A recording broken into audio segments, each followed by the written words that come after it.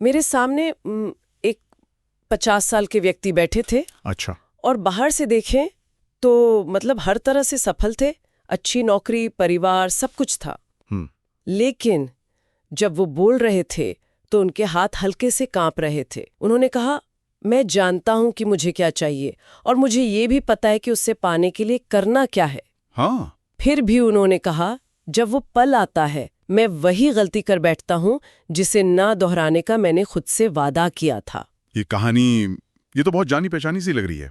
मुझे लगता है हम सब में उस व्यक्ति का एक छोटा सा हिस्सा है। बिल्कुल। ये सिर्फ एक इंसान की कहानी नहीं है, ये एक सार्वभौमिक सच्चाई है जो अलग अलग रूपों में सामने आती है। कोई अपनी किसी आदत से परेशान है, कोई अपने गुस्से से। सही बात है। कोई साधक है जो सालों से ध्यान कर रहा है पर पाता है कि वही पुरानी कमजोरियां मतलब बार बार लौट कर आ जाती हैं। संरचना एक ही है। हाँ, वो अंदर की कश्मकश। दिल का एक हिस्सा ऊपर उठना चाहता है, मुक्ति की तरफ, और दूसरा हिस्सा वो पुरानी आदतों के आराम में ही रहना चाहता है। बिल्कुल, बंधन की ओर। तो आज की हमारी बातचीत का मकसद यही है। हम मिलकर ये समझने की कोशिश करेंगे कि ये आंतरिक टकराव होता क्यों है, हमारे सबसे पक्के इरादे भी क्यों बार बार फेल हो जाते हैं, और इन स्रोतों के जरिए ये जानने की कोशिश करेंगे कि इस बटे हुए दिल को, इस विभाजित हृदय को एक करने का रास्ता क्या है। चलिए इस पर गहराई से बात करते हैं। वाह, ये विभाजित हृदय वाली बात तो बहुत गहरी है। चलिए इसे जरा खोलकर समझते हैं। एक बहुत पुरानी कहानी है जो कई सभ्यताओं में मिलती है, दो भेड़ियों की कहानी। हाँ, बिल्कुल, बहुत मशहूर है। कहानी कुछ ऐसी है कि हर इंसान के अंदर ना दो भेड़िए लड़ रहे होते हैं। एक भेड़िया, आप कह सकते हैं, हमारी अच्छी आदतों का प्रतीक है। जैसे दया, सच्चाई, हिम्मत। बिल्कुल, अनुशासन, करुणा। और दूसरा भेड़िया हमारी निचली प्रवृत्तियों का प्रतीक है। गुस्सा, लालच, झूठ, भोग विलास। वही सब। और कहानी का सबसे जरूरी हिस्सा वो जवाब है जो एक बुजुर्ग ने एक नौजवान को दिया था।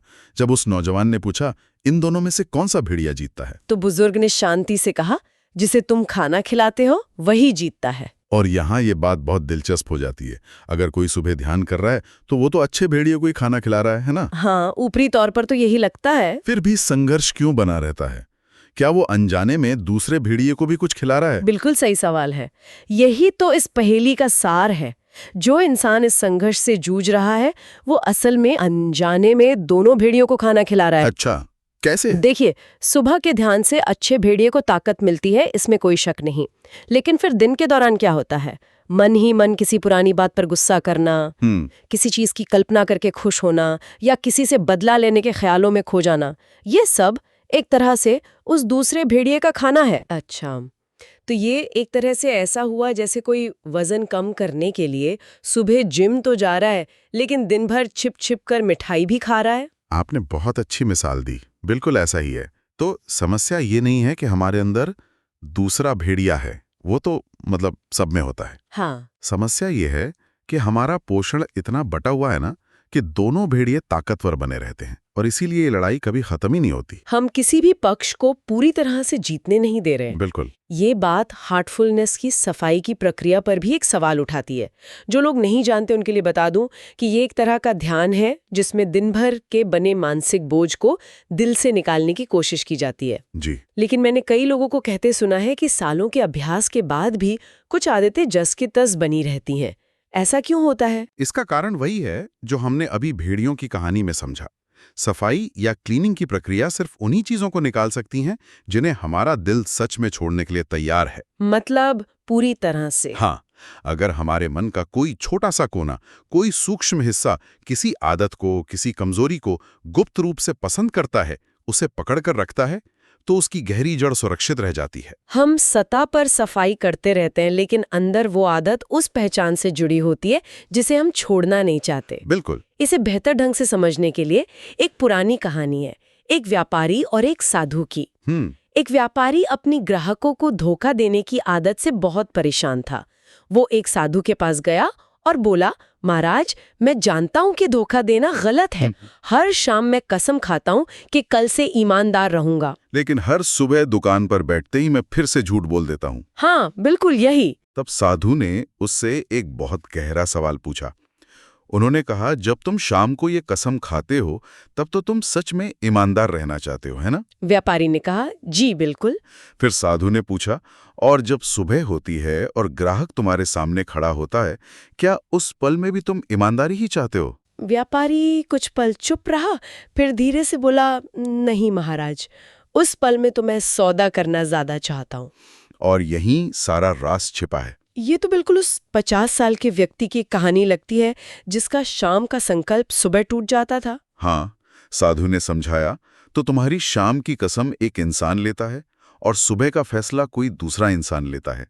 जब तक ये दोनों इंसान एक नहीं हो जाते, तुम्हारी कसम टूटती रहेगी। वाह! इसे ही हम अधूरे मन से की गई प्रार्थना कह सकते हैं। हो सकता है हमारी ऊपर उठने की इच्छा सच्ची हो, लेकिन अक्सर वो आदत और लालच के खिंचाव के सामने बहुत उथली होती है, कमजोर होती है। और जब हम बार बार हारते हैं तो हमारी विल पावर भी कमजोर पड़ने लगती है। हर टूटा हुआ वादा हमारे आत्मविश्वास को और कम कर देता है। फिर एक निराशा सी होने लगती है कि शायद ये सब मेरे बस का नहीं है। सही बात है। पर यहाँ शायद हमें संघर्ष को देखने का नजरिया बदलने की जरूरत है।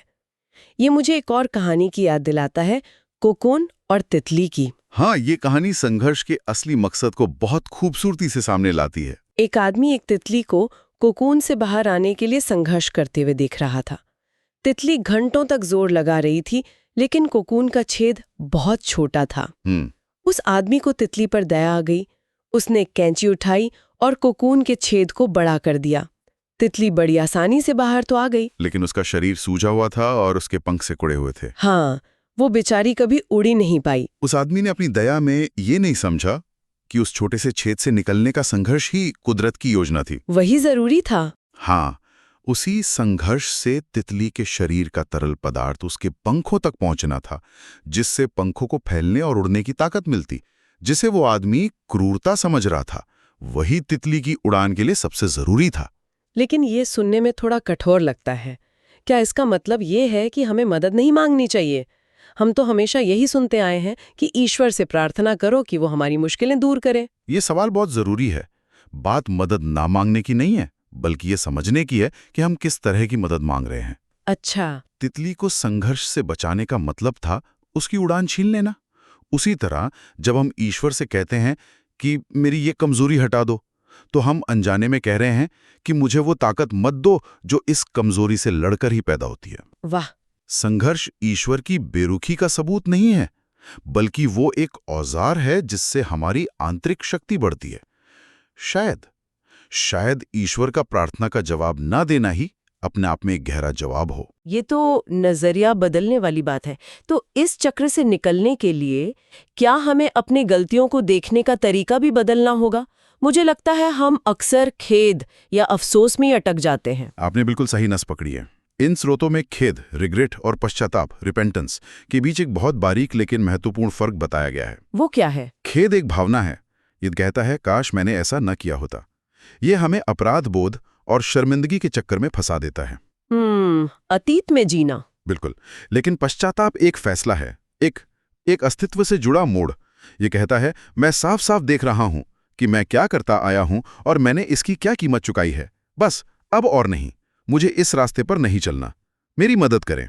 तो मतलब खेद है सिर्फ बीती बात पर दुखी होना, लेकिन पश्चाताप है ये तय करना कि बस अब और नहीं, और एक नई दिशा पकड़ लेना। बिल्कुल। खेद आता जाता रहता है, लेकिन सच्चा पश्चाताप आपकी जिंदगी में एक पहले और बाद का निशान छोड़ जाता है, एक निर्णायक मोड़। हाँ, और यही हार्टफुलनेस परंपरा के एक प्रमुख गुरु बाबाजी महाराज के 10वें सिद्धांत का मूल भाव है। अपनी गलतियों को पहचानना और उन्हें ना दोहराने का दृढ़ संकल्प करना। ठीक है, तो अब हम सबसे बड़े सवाल पर आते हैं। अगर सिर्फ इच्छा शक्ति काफी नहीं है और संघर्ष जरूरी है, तो इस अंदरूनी लड़ाई का नतीजा कैसे बदला जाए? उस व्यापारी की तरह सुबह और शाम के इंसान को एक कैसे किया जाए? इसका पहला कदम है क्रूर ईमानदारी।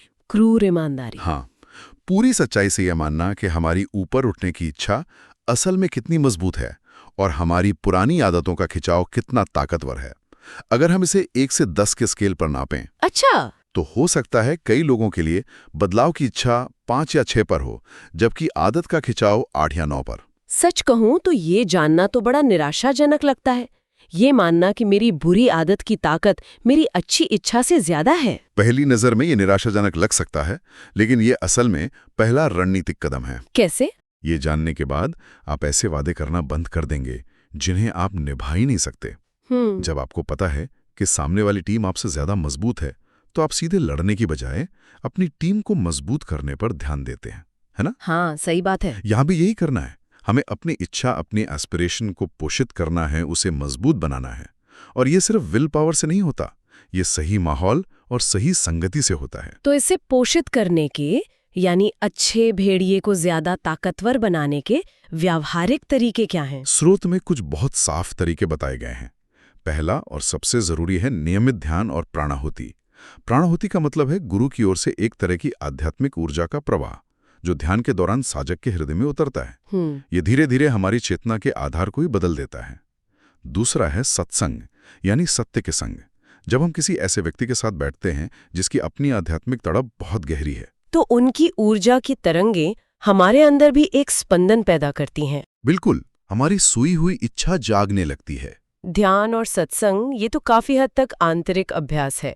क्या कोई ऐसा तरीका भी है जो हमारे रोजमर्रा के कामों से जुड़ा हो? हाँ बिल्कुल। तीसरा तरीका है स्वाध्याय और सेवा। स्वाध्याय का मतलब है उन महापुरुषों के लेखन को पढ़ना या सुनना जिन्होंने ये रास्ता तय कर लिया है। उनके शब्द हमारे अंदर एक नई आग जलाते हैं।